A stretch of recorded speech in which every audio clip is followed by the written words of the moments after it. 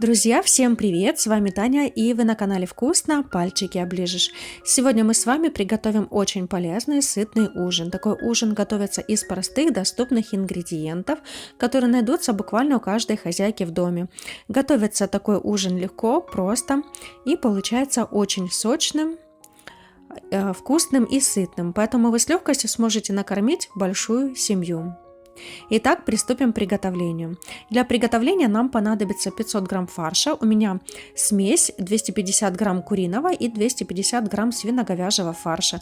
Вы можете использовать любой фарш, который вам нравится. Далее я буду измельчать 2 луковицы. У меня 2 небольшие луковицы. Если лук у вас большой, можете использовать 1 большой. Лук можно нарезать небольшими кубиками. Я же измельчу его с помощью блендера.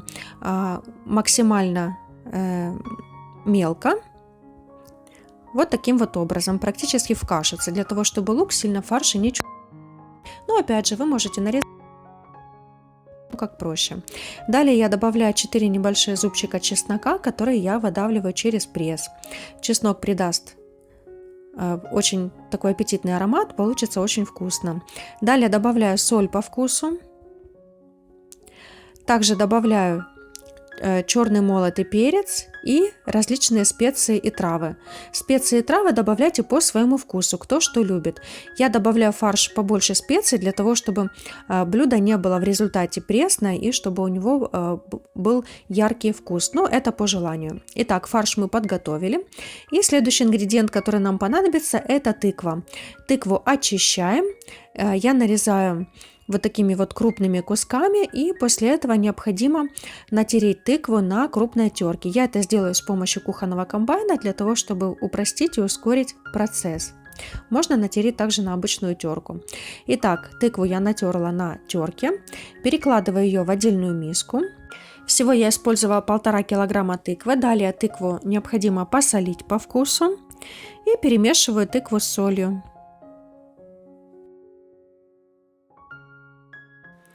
Далее подготовим форму для выпечки. Я буду использовать форму стеклянную диаметром 23 сантиметра. Разъемную форму в данном рецепте лучше не использовать. Далее начинаем формировать запеканку. Для этого половину тыквы я выкладываю первым слоем. Немного разравниваю и утрамбовываю. Сверху выкладываю весь фарш и также равномерно его распределяю по поверхности запеканки. Итак, вот что у меня получилось. И сверху выкладываем еще половину тыквы. Помимо соли, в тыкву вы также можете добавить любимые специи и травы по вашему вкусу и по вашему желанию. Разравниваем верхний слой, и запеканку мы сформировали. Далее займемся приготовлением заливки. Для этого в отдельную миску я вбиваю 5 яиц.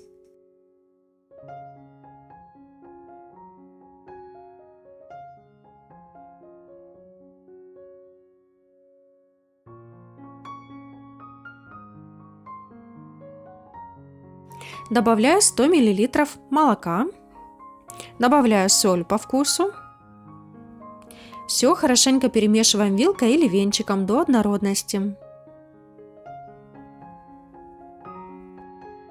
И также для рецепта я буду использовать 100 грамм твердого сыра, который я натираю на крупной терке. Я натираю прям в заливку.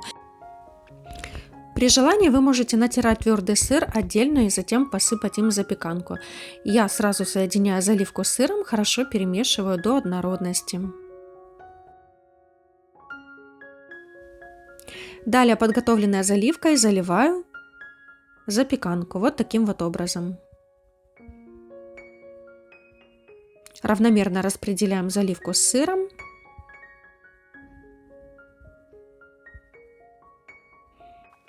И я дополнительно еще сыр распределяю ровным слоем. Отправляем выпекаться в духовку, предварительно разогретую до 180 градусов. Вот так запеканка выглядит с заливкой. Выпекала я примерно 40-45 минут до золотистого цвета. В результате вот такая большая, красивая, аппетитная румяная запеканка у нас получилась. Такая запеканка получается очень сочная внутри, вкусная и полезная. Самое главное, что мы не обжаривали никакие ингредиенты, поэтому она диетическая и очень полезна для здоровья. Так что, дорогие друзья, если вы любите рецепты из тыквы и фарша, попробуйте приготовить вот такую простую, но в то же время очень вкусную, яркую запеканку. Я думаю, что вам понравится. Такой запеканки хватит, чтобы накормить большую семью.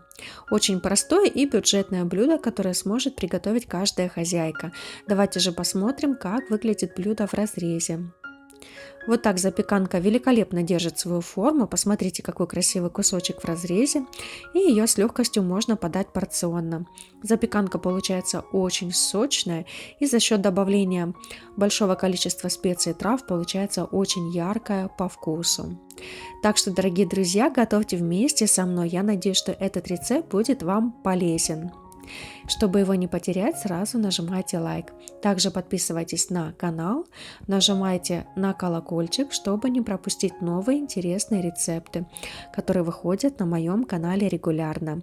У меня очень простые, быстрые и доступные рецепты, которые сможет приготовить даже начинающая хозяйка. Спасибо огромное, что вы были со мной. Всем приятного аппетита!